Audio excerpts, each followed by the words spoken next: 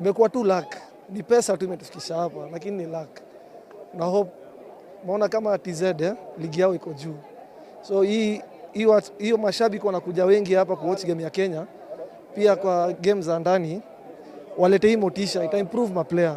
But next time na feel pesa ikitolewa iwekwe kando, wakipromisiwa pesa wawekewe kando. Wakishamaliza game zote wapewe zao. Honest opinion, today nilikuwa na feel walikuwa relaxed. Kama last time niliwatch game ya Morocco na Kenya, tulikuwa na ile strength. Game ilikuwa poa, lakini sasa imefika hizo masaa zingine za pena. Nimesikia nimehuzunika kwa roho sana. Lakini timu yetu ya Kenya iko sawa sana. Wakiendelea hivyo tutaenda mbali sana. But the coach hakufanya vizuri because alipatiana sub. Kama angepatiana sub, we could win.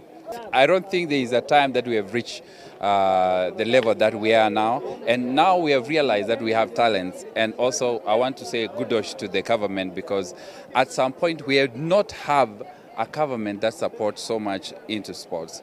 Leo wamekuwa chini, chances tumeiwaste. We had a lot of chances by the way, but they didn't utilize it. Hawakuutilize chances za leo. Alafu tena hapo kwa subs kidogo zilikuwa chini leo.